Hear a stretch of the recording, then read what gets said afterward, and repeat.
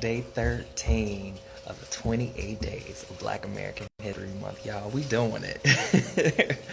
I wanted to jump in. I'm not going to stay too long. I actually would have come in earlier, but I got caught up. I was in this WandaVision marathon. I'm finally caught up, and when I tell y'all the show is freaking amazing, I'm already a fan of X-Men, which, if you didn't know, was actually inspired by our history as well. Professor X obviously being a spinoff of Martin Luther King, Malcolm X being a spinoff of Magneto, and them using basically our plight to sort of build this story. But Tiana Parrish is also in it, and I'm a huge fan of her, and I support her any chance I get. But what they're doing with her storyline is just really cool. Like, what they're doing with the show in general is really cool. The twists, the turns, I'm in. But that's not what I came here to talk about. Tonight, I want to pull back from the Black Book. There was something that I ran across yesterday that I wanted to share with you guys and to kind of discuss a little bit. So yeah, we're pulling from Toni Morrison's Black Book. I kind of spoke on it yesterday. I realized after I watched the video that I was talking about everything and recommending everything from Toni Morrison except her books. Guys, if you haven't read any of her books, definitely dive in. That's what she's known for.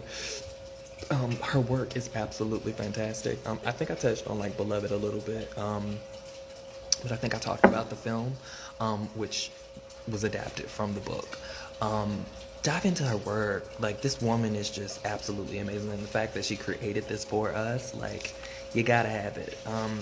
But I wanted to pull from this because I ran across it, and I've seen so many conversations about the dozens, because people don't really people don't really understand the dozens and the part that it plays in our community as Black Americans. And I feel like when people kind of get caught up or caught in the crossfire of a good roast session, or somebody getting burned, or somebody getting slayed, or somebody getting, there's so many names that we've come up with for the dozens.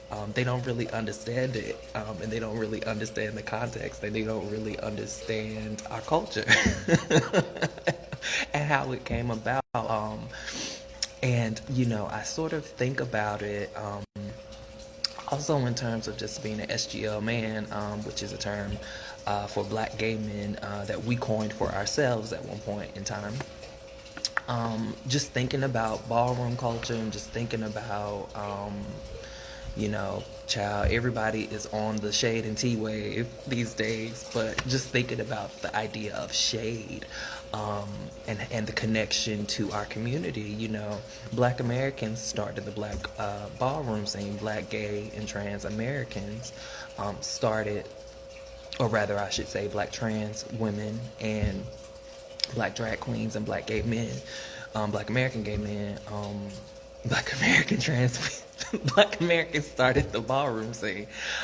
So the idea of, the dozen sort of crossing over into it, especially considering just how the dozens have in my sort of mind, how it's being used through time, in terms of it just being a tool for protection, a tool for strengthening oneself to be able to sort of navigate society and again protect oneself, but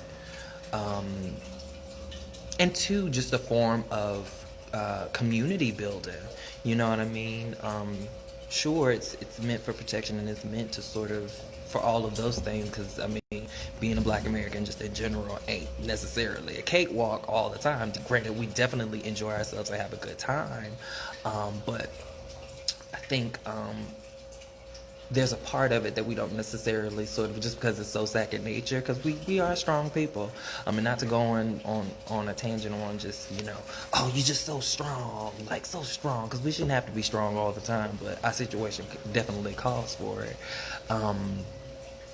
But just thinking about just how, even just in terms of community building and just keeping each other on each other's toes, you know what I mean? And I thought it can be a really beautiful thing as well. Like, it's not necessarily a malicious thing. And I think because, child, you will get you will get cut down. Honey, if you don't know how to shade, or if you don't know how to play the dozens, you better know how to fight.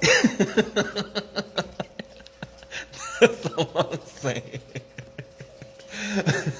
Nah, I don't promote violence, but child. Anyway,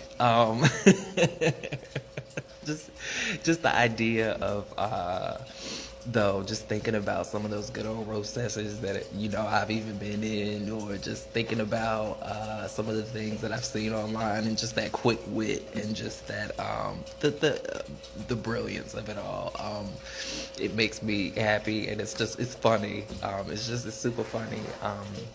And I think just in terms of just when you're talking about creating culture, how we've pulled from these things and used them as a sort of like, using them and putting it in our toolkit, especially now considering where I'm learning where it actually really stems from. It's interesting how we definitely took it and made it what we've made it. So yeah, I wanted to read a little bit from this, because I thought it was really amazing. They touched on it in the Black Book a little bit, and yeah, I wanted to give it to you guys. So, the dozens. When slave auctioneers had exceptional merchandise, they sold it separately. When they felt the items were flawed in some way, age, illness, deformities, etc., they sold them in lots, frequently of a dozen. Every slave knew that he was included among a dozen only if something was physically wrong with him. Thus, to be a part of a dozen was humiliating. Eventually, the term was applied to a ritualized verbal battle that black people developed to insult and humiliate each other. The focus was on genealogy, and the point was total humiliation. Yet the loser was the one who, because his emotions took control or because his insults were too weak, took refuge in physical abuse. The winner was the one with the cruelest wit who managed to keep cool. So yeah, that's the dozen, as told by the Black Book. It's amazing. I had no idea about the history in terms of the actual selling portion. That kind of took me back and was just like, wow, that's where it comes from. Just sort of like Latin groups, dozens of black folks together, based on like some sort of like shortcoming, some sort of like illness or deformity, or yeah, it just, that is crazy. But where we've taken it, I think we've repurposed it in some ways, because I mean, you can, like I said, you can roast somebody and it be malicious, but you can also roast somebody, like I said, to empower them. I think it's more so like a test too, like they mentioned in the book. Like, it's more so of who's gonna get superly emotional first. Like, are you gonna be the one to allow what somebody else says affect you? Is that gonna shake up your reality? Is that gonna change how you feel? Is that gonna take you off your square? You know what I mean? So yeah, and just a good laugh, you know what I mean? It wasn't always a malicious thing, and I think some people take it out of context and can be super sensitive sometimes, but again, we've had to prepare ourselves for what we face, and the dozens was definitely a part of it. And the fact that it's stuck with us for this long, I think really is a testament to just how much that period in time, how important it was, but how much it took a toll on us, in terms of, you got to think about like people sort of being separated from their families and put in these positions to where they feel inferior, to where they feel less than, to where they feel worthless, even sometimes, and all the time. given what the dozens was in terms of just the selling and the idea of these people being worthless or of less value than, their families and their friends and, the other enslaved black folks. And how dehumanizing that was. But to take it and say, you know what, we're going to rename it and we're going to use it to empower ourselves. And we're going to use it to,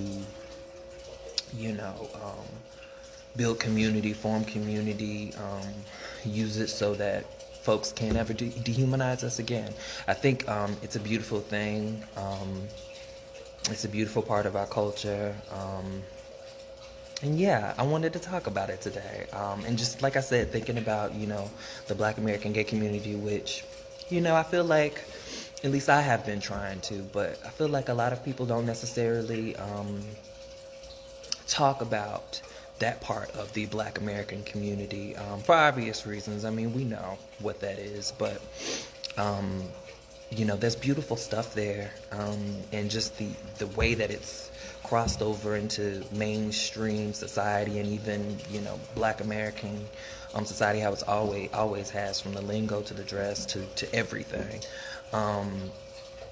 It's apparent, but just recognizing like, yo, we build culture and it's all one and the same.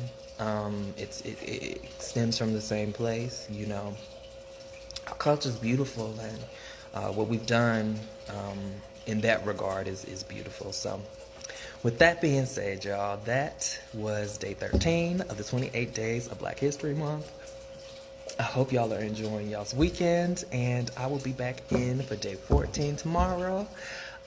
Till then, peace, have a good night, and I'll see you tomorrow. Bye.